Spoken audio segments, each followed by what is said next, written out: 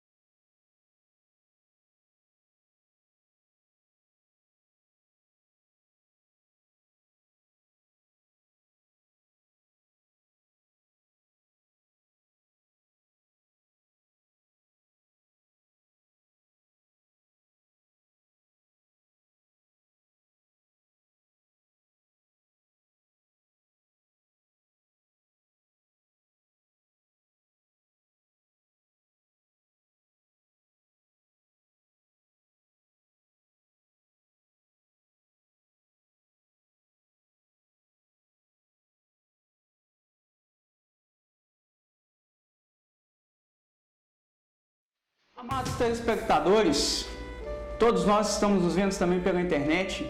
Eu quero agradecer primeiramente a Deus essa porta que Deus abriu para nós trazermos aqui a palavra do Senhor na mídia. O meu nome é Douglas Marques, conhecido como Douglas Só Vitória. Estamos aqui no programa Flecha da Vida, na rede do Super Canal. E Deus tem abrido essa porta para ser uma bênção na sua vida e na minha vida. Eu quero levar uma mensagem de encontro da parte de Deus para você nesse momento, meus queridos telespectadores, que se encontra no livro de Josué, o capítulo 1 e o versículo 2, que diz assim o texto: Moisés, meu servo, é morto. Levanta-te, pois agora passa esse Jordão, tu e todo este povo, a terra que eu dou aos filhos de Israel. O tema da mensagem: levanta-te, porque Deus quer te usar, meu amado telespectador, meu amado que está vendo aí pela internet, a todos também que vão ver estar com essa mensagem nas mãos em DVD. Essa mensagem eu estava recapitulando em casa e orando para trazer para a sua vida. E quando Deus me deu essa mensagem, foi uma mensagem para você que está parado às vezes no ministério, você que às vezes se desviou por descuidos da vida, se deixou parar por momentos e circunstâncias de alguma coisa. Então, quando eu li esse texto de Josué, esse texto sagrado, que Moisés morreu e Josué parou, simplesmente parou e não conseguiu ir adiante de conquistar a terra com o povo israelita. Então Deus deu para ele: levanta-te, Josué, porque eu vou te dar essa terra na tua mão, esforça-te, não para. Então Deus me deu uma mensagem que me fez relembrar de um grande homem também com coragem, com ousadia, mas que se parou por circunstâncias da vida, queridos telespectadores. Estou falando do profeta Elias, um jovem, um homem usado por Deus, mas parou por causa de uma mulher pagã e idólatra. Mas me deixa voltar um pouco atrás para te contar essa mensagem, para você entender do que estamos falando. Estamos agora em Samaria. O rei ali morre e o rei Acabe entra no reinado. Só que ele fez mal mais que todos que tiveram passado por ele. Samaria foi aproximadamente por 200 anos a capital de toda israelita, uma capital onde que estava ali o centro de desenvolvimento cultural, social de toda a civilização. Estamos em Samaria, formado pelas 10 tribos do norte de Israel. O rei Acabe andou errante, e quando ele andou errante, ele fez uma coisa absurda para toda israelita. Ele fez uma diplomacia diplomática com os fenícios, uma civilização que dominava a área mar Mediterrânea, dominava tudo que você poderia saber de barco, de birremos, que aproximadamente foram os inventores, dominava a área marítima. Só que o rei Acabe fez ali um acordo. E além desse acordo, veio um grande absurdo para todos Israel. Ele se casa com Jezabel. E quando ele se casa com Jezabel, uma mulher que não era da sua etnia, que não era da sua fé, ela traz 450 profetas de Baal e 400 profetas de Azera. E começa a suplantar um culto ao Deus Baal. Começa a suplantar um culto a um Deus pagão, um Deus que não fala, um Deus de mentira. E com isso, ela faz todos os israelitas perder a fé com a noção do seu verdadeiro Deus e começam a adorar um Deus de mentira. E os verdadeiros fiéis começam a se exilar no deserto.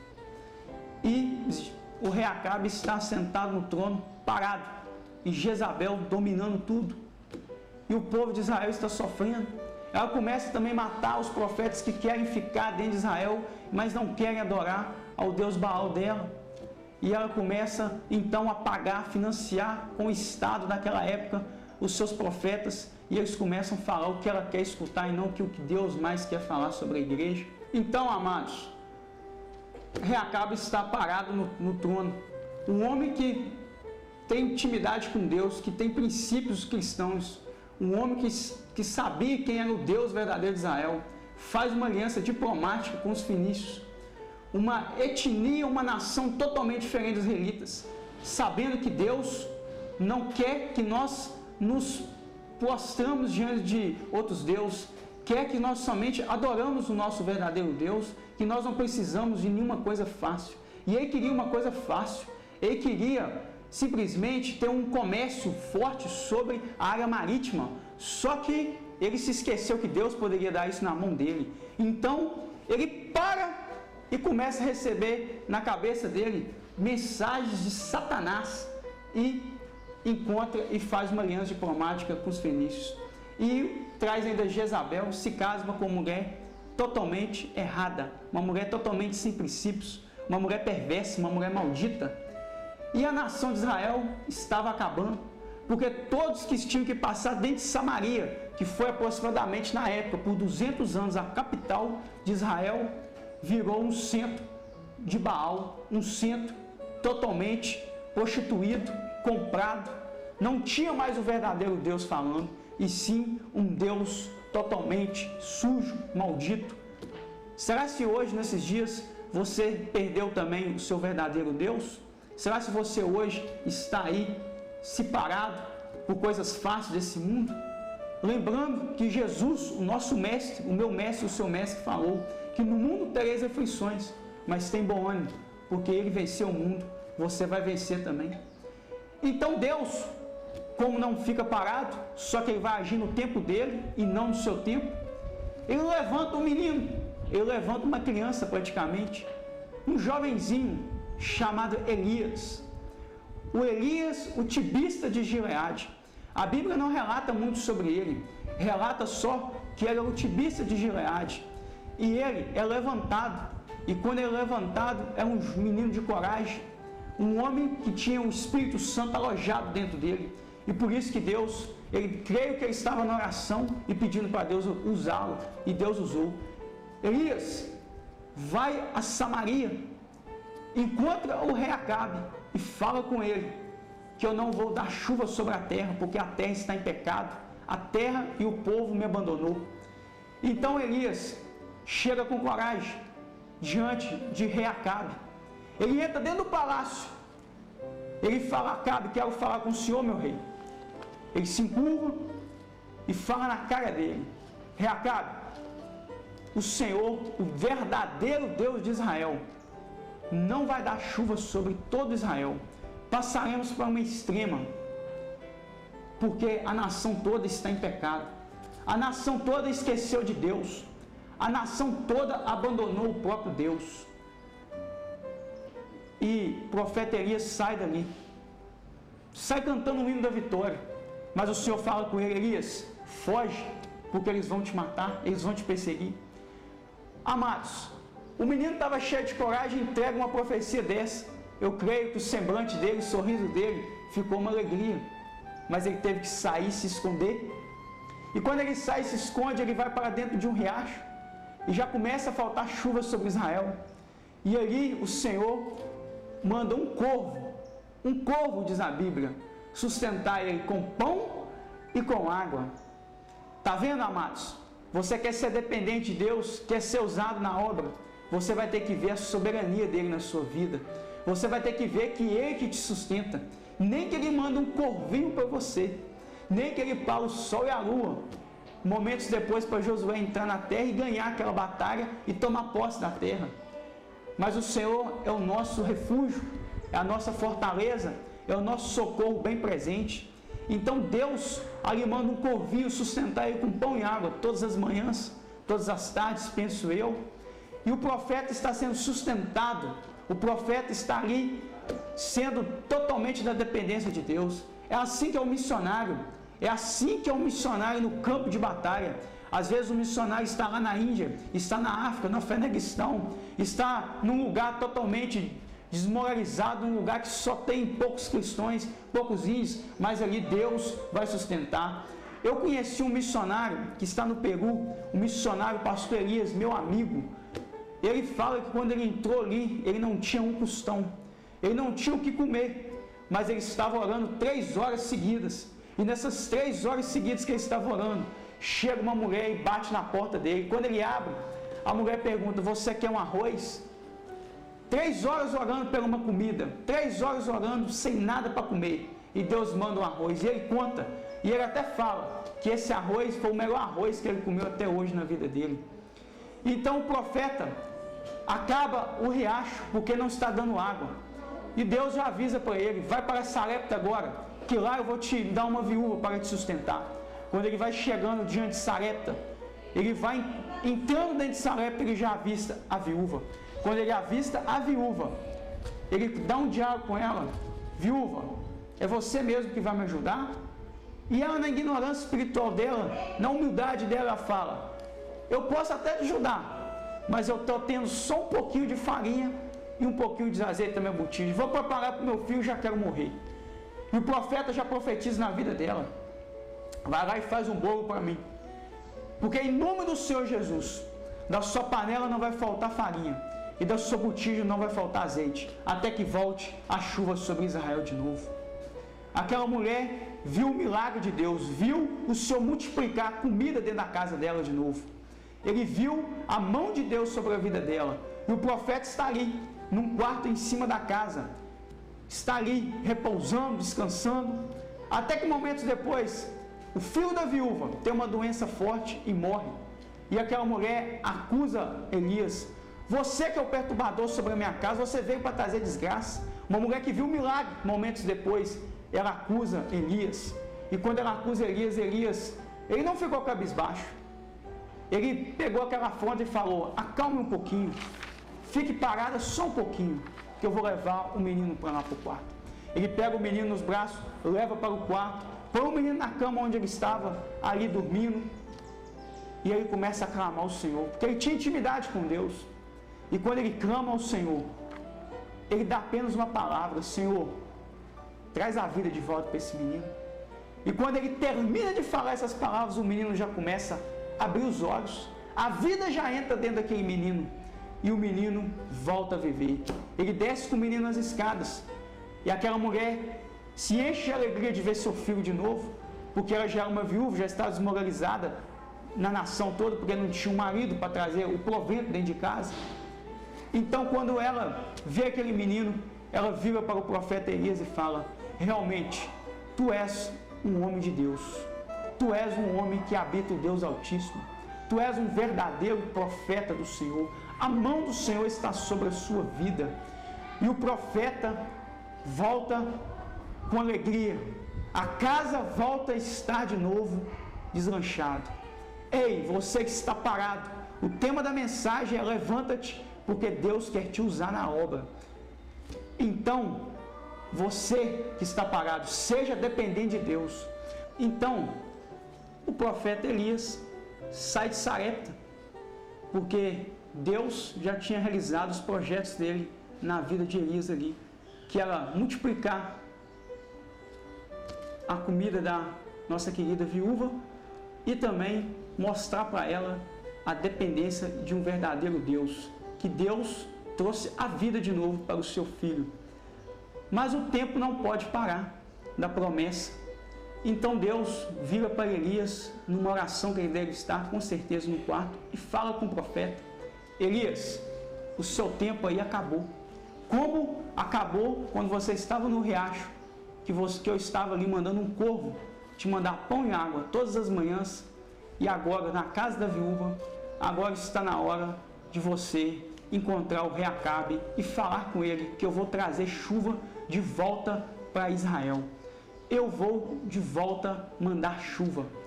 E amados, quando ele fala isso com o profeta Elias na hora, com coragem, ele vai ao encontro de novo ao rei Acabe. A nação toda estava numa extrema miséria. A nação toda estava totalmente sem falar, sem fazer, sem nada, porque abandonaram o nosso verdadeiro Deus. Então o povo estava passando por uma grande peleja, o povo estava totalmente desmoralizado também. E Jezabel continuando mandando e chicoteando o povo, espiritualmente falando, e o povo estava naquele lá e naquele cá. Às vezes acontece também nas nossas vidas, contemporizando a história. Muitas vezes estamos dentro da igreja e às vezes estamos ali dentro, mas às vezes estamos desviados dentro da própria igreja, porque às vezes, infelizmente, acontece isso. Muitas igrejas, os líderes já não querem mais a soberania de Deus, os líderes já não querem mais falar o que Deus quer e pensam que podem mandar dentro da igreja. E com isso, se um líder e a liderança vai mal, todas as ovelhas também vão mal, até Deus levantar alguém com coragem para poder denunciar o pecado e o colossal dele voltar de novo para o centro da própria igreja, que é o nosso Deus, o soberano, o Rei dos Reis, o Senhor dos Exércitos, aquele que salvou a minha vida e a sua vida. Então, o nosso amigo, o querido profeta Elias, ele vai ao encontro de novo ao rei Acabe. Quando ele chega ao rei Acabe, o rei Acabe já dá uma palavra maldita sobre a vida dele, e já encontra ele com ignorância. Então você, Elias, que é o perturbador de todo Israel, começa um diálogo. e Elias: rei, você está me procurando? Estou aqui. E Reacabe vira e fala: vocês têm perturbado Israel, você tem feito calúnias sobre o meu nome. Mas Elias escuta tudo, mas ele vira como um homem de Deus, com coragem, na frente do Reacabe: Reacabe, eu não abandonei nada, eu não deixei de servir o verdadeiro Deus, mas você parece que perdeu os princípios, parece que perdeu a fé, parece que esqueceu que Deus é que nos supre, que é Deus que manda a chuva, Ele que paga, Ele que manda e Ele que nos sustenta de novo. Então Reacabe, eu creio que o Espírito Santo começou já a falar com ele. Ele começou já a ficar comovido, por causa que a ficha já começou a cair. Porque o Reacabe, ele era um homem que conhecia Deus, era um homem que sabia das proezas e sabia de que Deus era capaz de fazer pela sua nação. Sabia. Só que aí o profeta faz uma coisa com mais ainda com coragem. Ele vira para o Reacabe e fala: Reacabe, eu quero a nação toda no Monte Carmelo. Olha só, queridos telespectadores, um homem com coragem, ele manda num rei pedir para a nação toda se encontrar no Monte Carmelo. Ainda fala mais: eu quero que você leve os profetas de Baal e os profetas de Azera. Eu quero que você leva todos eles. Eu creio que até aqueles 7.000 que estavam lá, escondidos, exilados nos desertos, verdadeiros fiéis, porque deve que a notícia chegou ali, não sei como, penso eu, eles também devem que foram ali ver o que Deus realmente ia fazer naquele Monte Carmelo, porque um homem de coragem e cheio do Espírito Santo comove uma nação toda. Você que está parado, você que está aí, precisando atravessar esse Jordão, amado, deixe Deus te usar, levanta-te. Não interessa quem entrou no seu caminho, quem está tentando te parar, quem está tentando contra a sua vida. Simplesmente deixa Deus te usar, deixa Deus agir na situação. E sabendo que você não precisa fazer nada, você tem que deixar simplesmente na mão daquele que fez os céus e a terra, que é o nosso verdadeiro Deus. Então, a nação toda está ali. O profeta Elias já chega, não tinha microfone na época, mas Deus fez a voz dele a todos os israelitas escutarem o que ele falou. Ele virou e falou: até quando coachareis em dois pensamentos? Servir a Deus, adorar a Ele, ou servir a Baal e continuar do mesmo jeito? O povo não falava nada, porque o povo estava dividido.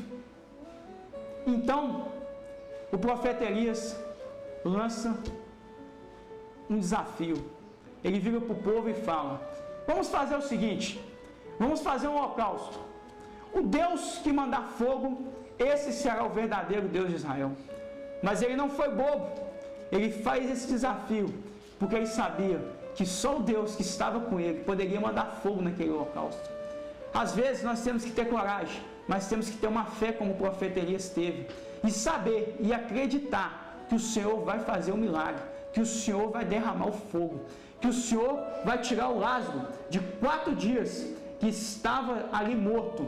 4 dias, Marta já falava que ele cheirava mal, mas o Senhor Jesus falou: se creres, verá a glória de Deus. Amado telespectador, se você crer, você vai ver a glória de Deus. Se você crer, você vai ver a chuva de novo na sua horta. Você vai ver a vida, você vai ver o sol brilhar de novo para você. Porque o choro dura uma noite inteira, mas a alegria vem pela manhã, porque o Senhor está conosco. Então, a nação toda concorda. Vamos fazer isso então, porque o povo ama ver um homem de coragem, e ainda mais cheio do Espírito Santo. Então, os profetas de Baal, os abestalhados profetas de Baal, me deixe falar assim, começam de manhãzinha a adorar ali perto do holocausto e pedir para o seu Deus de mentira, o seu Deus pagão, o seu Deus que nem falar. Começam ali a dizer, começam a martirizar, começam a fazer suas bestalhadas coisas, tatuagens. Não é assim que um Deus como dominado por um demônio, dominado por Satanás faz? Não é assim que você vê na rua? Às vezes você vê passar pessoas ali que estão sem o brilho de Jesus, pessoas que estão fazendo coisas horríveis, pessoas que às vezes estão usando coisas horrorosas no seu corpo, estão se martirizando, estão se estragando, porque Satanás veio aqui nesse mundo para matar, roubar e destruir, e é assim que ele faz com uma pessoa. E ali estão começaram de manhã, e perto ali do meio-dia, nada acontecia, vezes nada acontecia, nada. Aí Elias vira: agora é minha vez, de clamar o verdadeiro Deus de Israel. Eles chegam perto do holocausto, ele vai se aproximando, e eu creio que à medida que ele vai aproximando, o Espírito Santo está batendo forte no coração dele, ele está simplesmente: Deus, é o Senhor que faz, é o Senhor que vai mostrar que o Senhor é o verdadeiro Deus de Israel. Então ele vira e ele clama aproximadamente 224 palavras. E nessas 224 palavras, quando ele vai falar na 223, Senhor, derrama fogo nesse holocausto. Senhor, manda vir fogo do céu e queimar aqui. Quando ele vai chegando, quando ele vai terminando a oração, o Senhor manda fogo. E a minha Bíblia diz que até a água que estava ali, ela se aqueceu e a água evaporou. E o povo já cai em adoração no chão, clamando: Senhor, só Tu és santo, só o Senhor é Deus de Israel, só é o Senhor. E o Espírito Santo vai trabalhando ali no meio daquele povo, e o povo todo volta à verdadeira adoração. Então o profeta Elias, com mais coragem, veio lançar em mão dos profetas de Baal e de Azela. O povo, sem se parar, já vira e mata eles a espada. E o profeta Elias já vira para o rei Acabe: rei Acabe, vai para sua casa, porque a chuva vai descer forte sobre Israel. A chuva já está vindo aí. Vai, porque é para você não se molhar. Então o rei Acabe volta para sua casa. Elias vai no monte. Quando ele acaba de subir no cume do monte, ele vê já a chuva chegar. E ele fica feliz. E momentos depois, desce uma chuva forte sobre Israel. Uma nação que estava numa extrema miséria. Uma nação que se abandonou de Deus. Mas eles também viram que Deus era com eles e que no tempo certo o Senhor voltaria para eles. As pessoas já não estavam aguentando mais os cultos, já não estavam aguentando mais Jezabel mandar. As pessoas já não estavam aguentando, porque os cultos viraram uma porcaria, desculpa a expressão da palavra. Os cultos perderam a essência da adoração, perderam a revelação de Deus, perderam a profetização de Deus dentro do culto. As palavras, a Bíblia Sagrada, o cano sagrado foi tirado de dentro da igreja, contemporizando a história.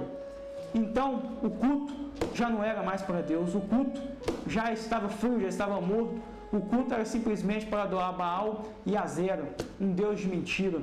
Então rei Acabe chega de volta no palácio, e com isso está chovendo de volta sobre Israel.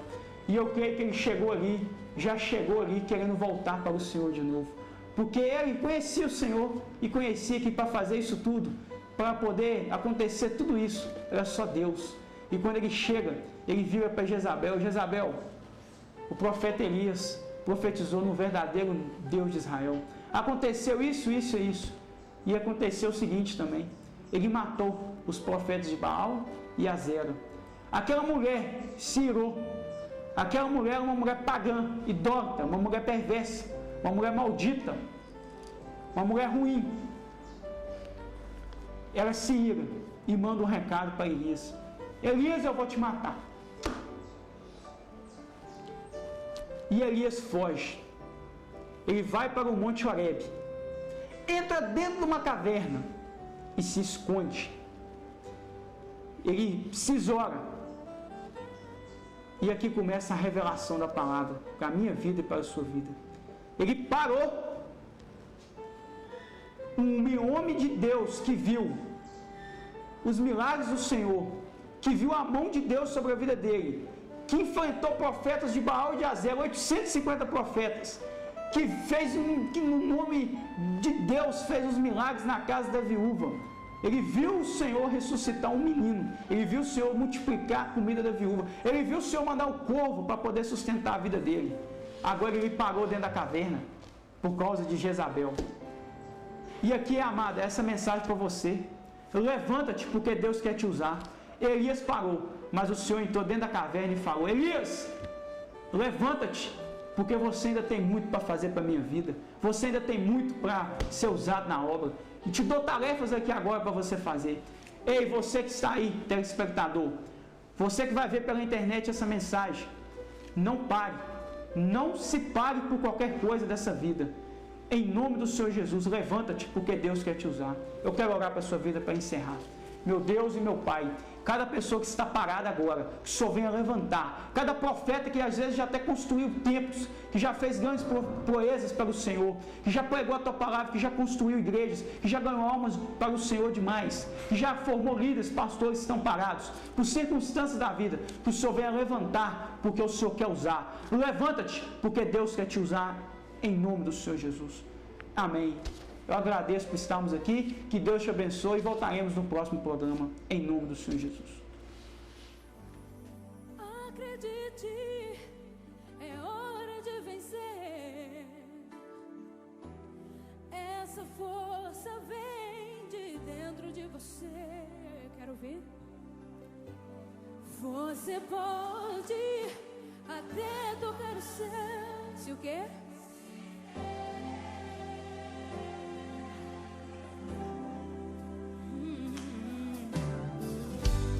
Acredite que nenhum de nós já nasceu com um jeito pra super-herói. Nossos sonhos, a gente é quem constrói.